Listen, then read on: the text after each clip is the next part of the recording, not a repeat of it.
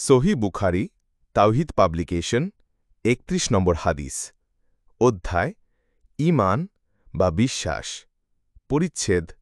মুমিনদের দুই দল দ্বন্দ্বে লিপ্ত হলে তোমরা তাদের মধ্যে মীমাংসা করে দিবে হুজরাত ৪৯/৯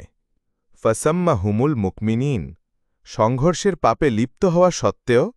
তাদের তিনি মুমিন বলে আখ্যায়িত করেছেন ৩১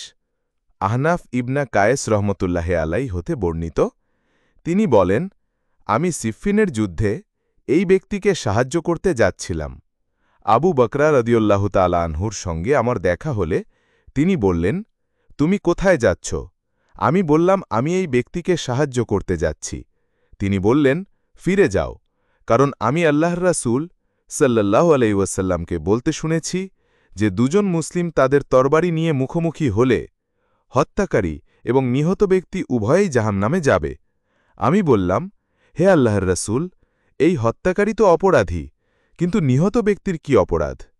তিনি বললেন নিশ্চয়ই সেও তার সাথীকে হত্যা করার জন্য উদ্গ্রীব ছিল হাদিসের মান